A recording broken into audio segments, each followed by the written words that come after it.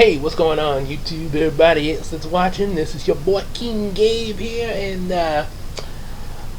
let's talk about Disenchanted. Oh my gosh, Disenchanted, a sequel to the movie Enchanted, of course, that came out way back in 2010, 12 years ago. So now we're here with the sequel. Obviously, the sequel is not as part of what I saw in the movies, which okay, y'all pretty obviously know that, but yep. So on the Disney Plus, and oh boy, um, where to be? Let's just say it was quite a bit that happened in that little bit of time. So and of course, spoilers. Yes, definitely gonna be spoilers. Sorry, I'm kind of talking a little funny there. I do apologize about that.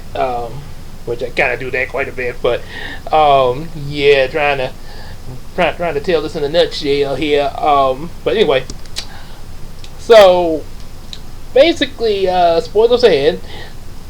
So we start off the movie. They kind of give you a little bit about Giselle. Turns out Giselle was actually raised by those animals that we saw her with in the Enchanted movie. So she was actually raised by them. So no, so I guess she was. I guess something happened to. Excuse me, something happened to her parents there, whatnot. But yeah, he was raised by the animals, of course, magical talking enchanted animals. And we got a whole kind of like a lot of stuff all the stuff that happened in Enchanted in a brief nutshell, brought up to the present day, where of course we know little girl Morgan is like a teenager, and now she has a new sister from Giselle and Robert. And of course, being a teenager, yeah, they sort of did the typical teen trope on her a little bit. However, it's not. Now, one thing I will say, the Teen Morgan kind of makes me think of a female version of Teen Diego from Dora and the Lost City of Gold, the Dora the Explorer movie. Sort of that, in the whole thing when she's trying to fit in with the in crowd at this new school they go to in I think is Monroeville. They moved from New York, of course, and she's not really happy about moving from New York. Kind of a little small. Kind of made me think of Riley from Inside Out, but as a teenager instead of a preteen. Yep, and there is a little bit of acting out, just a little bit in the typical teen fashion, but not to the point where you hate Morgan or anything. Sort of just like I say, just like with Diego, you didn't really hate him because basically he like the two of basically like Morgan. He was like I say, trying to fit in, and yeah, it was just really kind of that was kind of a little difficult with peer pressure, stuff like that. So yeah, in Morgan's case, yeah, it's not only just fitting in, but apparently, yeah, as much as we like the yeah, Giselle does it better than I do. So the Snow White singing reference. Yeah, Morgan I think is sort of a reality of even those of us that like the magical setting and everything, and like to hear about princess stories and stuff like that. Yeah, if we were hearing this constantly 24/7, yeah, we would kind of get tired of it.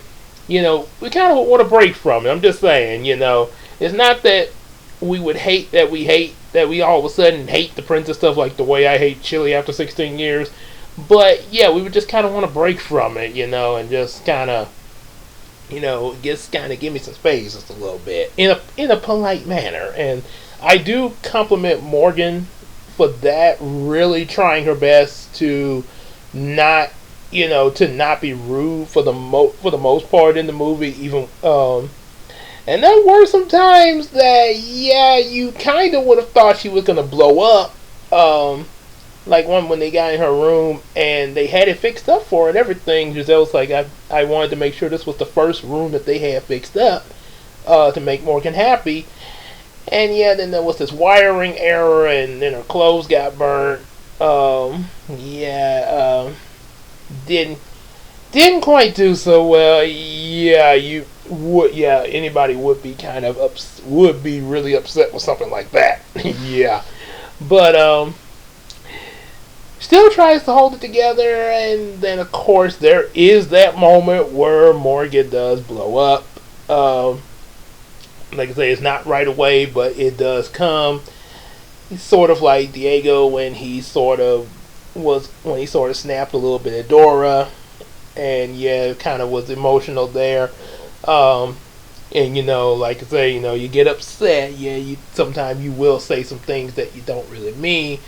But yeah, that does happen, and even with that, I gotta say, I know I've been saying before that yeah, that it is really good that they did that of how well they did Team Morgan, even with the blow up.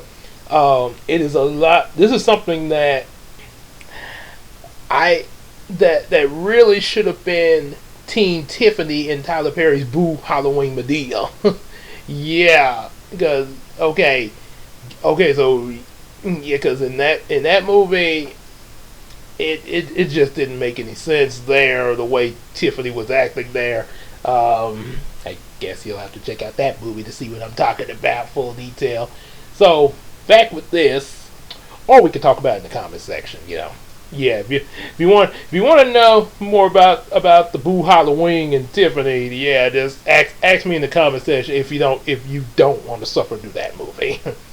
And just know, I like all your other movies, Tyler Perry, are good movies. Big fan of yours. I just don't like the Halloween one. Just making that clear. I want to think like, oh my goodness, he hates Tyler Perry. So yeah. Okay. No. So Giselle kind of takes this really emotionally, and earlier in the movie, before all this, she had got this wand as a gift from Edward and Nancy. Yeah, they're in the movie, and really like their inclusion in this.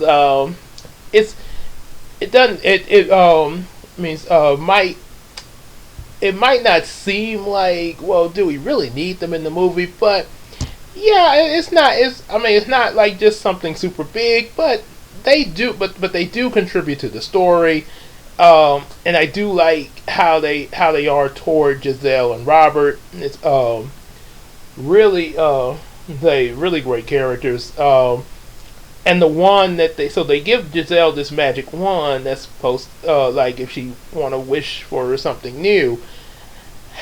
But they do give her some instructions on that wand, which is this magic scroll that's supposed to tell her how to do, how like the rules of the wishing. Sort of made me think of Fairly Odd Parents, with that book, The Rules.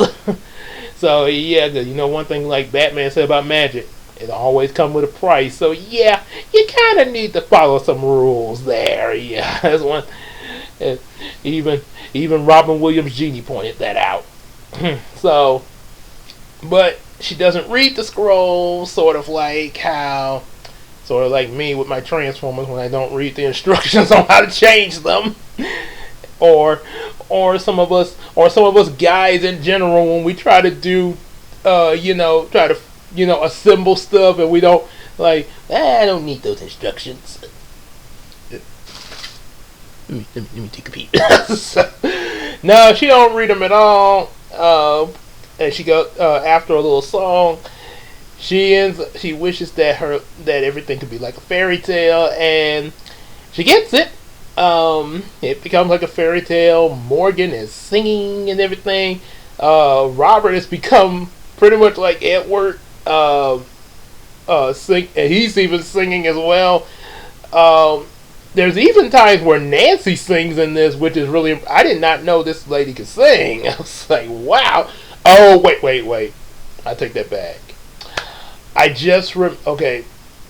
I just remembered, before y'all go in the comment section, I just remembered finding out that I found this out from Tim Reacts. Shout out to Tim Reacts. Definitely check out his channel. Especially on his Patreon when he reacts to the full length movies. So I just gave you a shout out, Tim boy. So Tim Reacts actually, I actually found out from his reaction to the Enchanted movie. The person that he was reacting to it with, Carissa, I think her name was, had told him that the lady who was playing Nancy is actually the voice actress for Elsa in Frozen.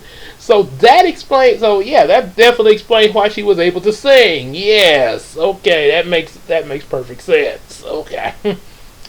So yeah, but I did not. I kind of had forgotten that when I was watching this sequel, though. I've forgotten that I had heard that. So it just came to my memory now. So, anywho, so anyway, they Wish seemed like everything is peachy keen and seemed like nothing could possibly go wrong, except there's a queen that's presented. And the queen happens to be one of these ladies that was introduced early in the movie when they first moved to this new town. Her and her little crew, who kind of in the normal real world was all, sort of diva-like. But here she's become a full-fledged evil queen. And yeah, not very liking of Giselle. And she ends up finding out that she has he ends up finding out about about the magic wand she received. And as for Giselle, she starts experiencing a side effect, which I think was announced in the trailer of the movie. This is what's making her into an evil stepmother. She starts kind of flipping back and forth between it, almost like a Sherman Buddy effect. And yeah, it starts to come into full effect. She, as in evil stepmother mode, she sabotages Morgan's outfit for this festival that's coming up. And then she desires to be the queen, of course. So you end up it kind of puts us in this two villains going up against each other kind of deal here. Almost kind of like the Descendants movies, but I think here it's probably done a little better. The whole two villains at each other thing, and then you have to try to stop both of them as they going up against each other, duking it out. So then Morgan is sent to Analasia, the little bit of good that was in Giselle before she becomes full evil stepmother, sends her to Analasia to try to get them some help. And we get to see Analasia, Morgan animated and everything. And turns out this wish that's changed the entire real world is sucking the magic out of Analasia, and everything magic is going out of existence until, well, they're all gonna die. It's sort of similar to the Fat Albert live action movie scenario. The longer they stayed in the real world, it would become celluloid dust. Oh boy. So one thing Morgan discovers is in her way of trying to find a way to reverse this and get through to Giselle, is the tree of memories that Giselle has that is wiltering away. But Morgan ends up being able to bring it back to life with not only the memories of Giselle, but her memories with Giselle, and sort of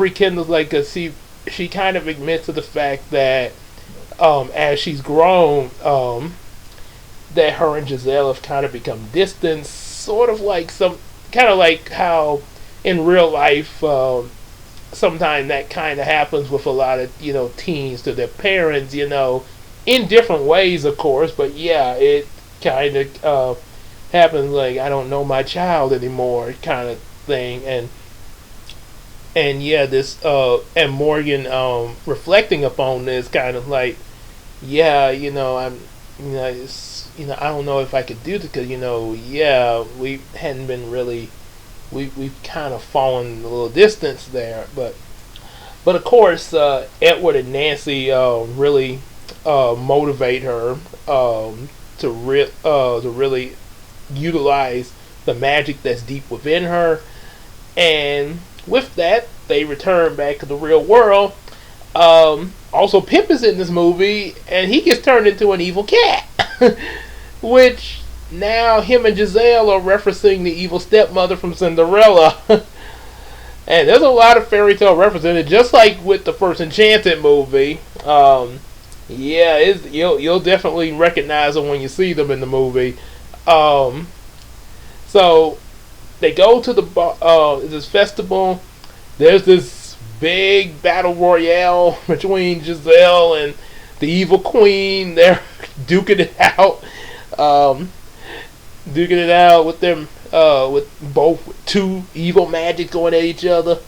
Because Giselle ends up getting the wand back. Turns out the evil queen has some magic in her, sort of like Jafar did when he made the wishes from the genie. So it ends up in like that, and then they have to they get through to Giselle with her memory tree and this little collage thing she had made earlier in the movie with memories. And then it's a matter of trying to now get things back to normal. Evil Queen tries to hold Morgan hostage to force Giselle to get that wand back. And there's a part where the Evil Queen pulls a Seto Kaiba. Remember in Kaiba, they give something that give me just a second here.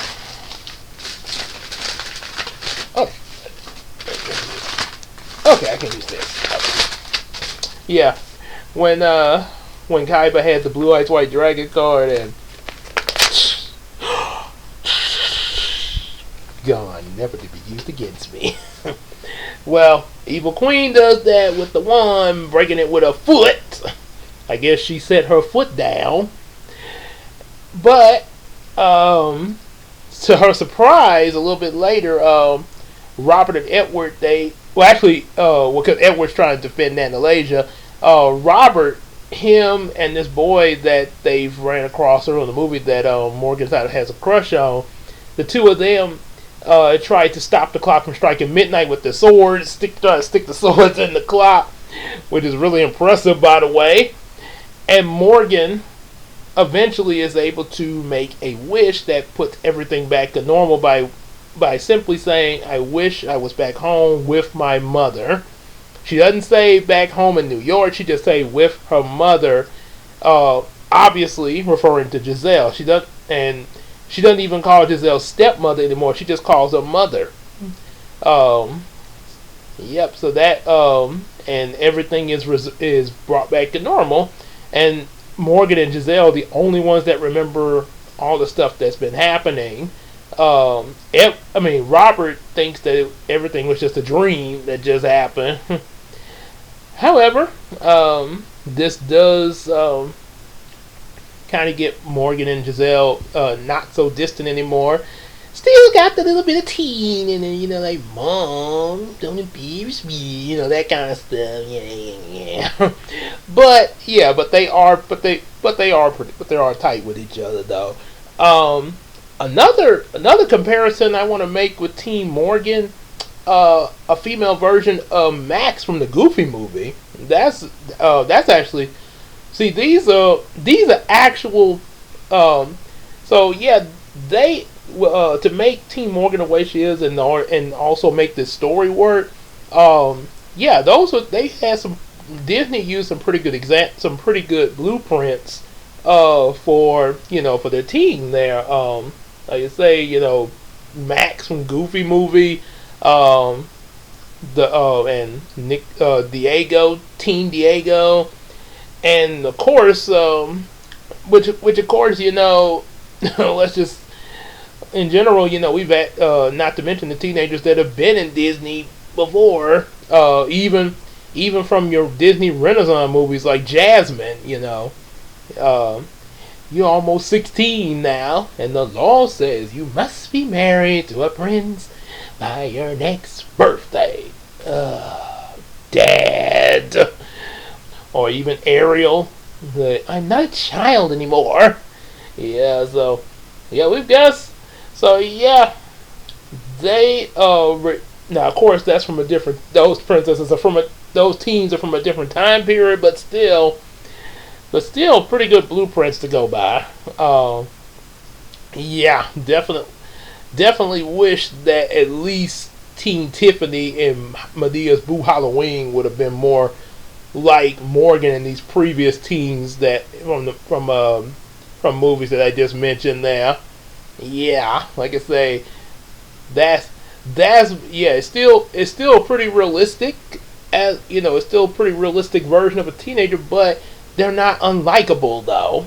And even when they have those moments where they sort of go off a little bit, the movie is presented to you in such a way where okay, yeah, I see why they're like that. You actually, it makes sense at least when when scenes like that happen, and that's definitely something that's to take note. Anybody that's writing teen characters, and want to, make them more realistic there. So, and overall, this was a good movie. Yeah, it's that.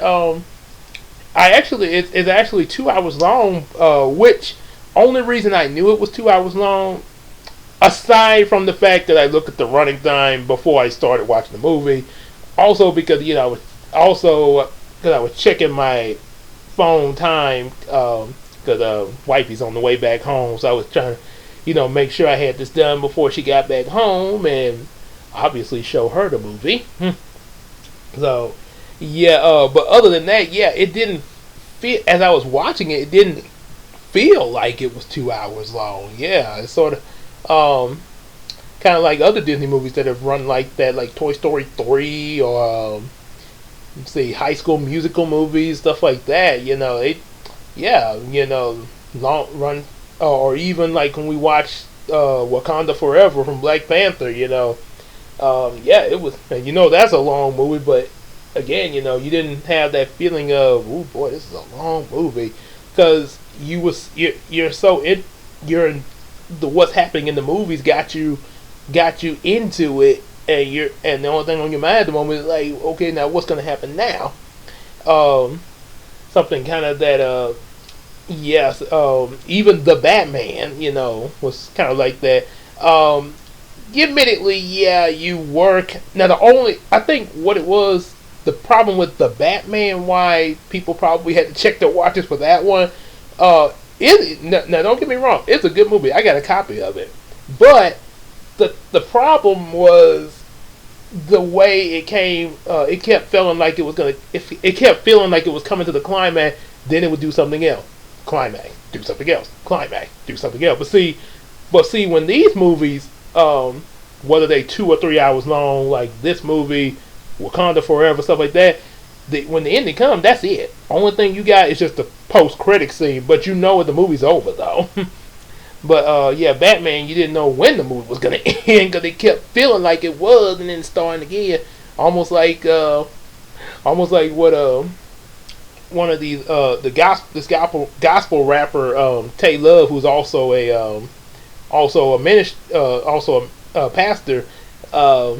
When he made the joke about how preachers, preachers be saying last thing I say to them closers, I got the preacher's disease, last thing I say to them closing, and then Peter went down, and then Peter went to see Jesus. Last thing I say to them closing, and then when Jesus said to the disciples, last thing I say to them closing. Okay, just finish it and then close. Don't keep saying then I'm closing. So yeah, it's kind of like that, you know. When thing when you come to it's one thing to be lengthy, but make sure when it's the ending, it's the ending. That's all I'm saying. Don't make it like, oh, we think it's the ending, but then there's still more. So yeah, this movie did not do that. So kudos for that. Um, Definitely go check that movie out.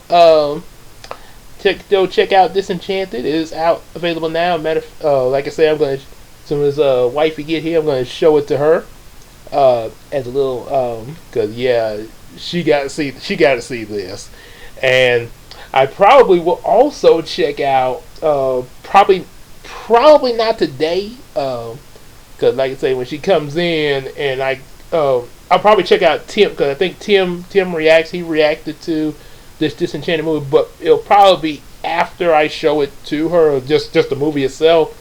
Cause yeah, I don't want to be playing the reaction video to the movie, and she's doing stuff in the house, and all of a sudden she hear it and it gets spoiled for her. So now I'll wait till we sit down and look at it together. Then I'll look at Tim's reaction to it, as you should too. Which it'll be on Patreon, and then I guess he'll have it on YouTube later, a shortened version. Yeah, and like I say, definitely subscribe to Tim's channel. See his reaction to the movies. Cut down, for YouTube link. But if you sign up on his Patreon, yeah, you'll be able to see the full length reactions, and that's one thing. I really enjoy looking at the full length reactions on his Patreon, and then hearing how he reacts to every part of the movie, even if it's just a facial reaction, like.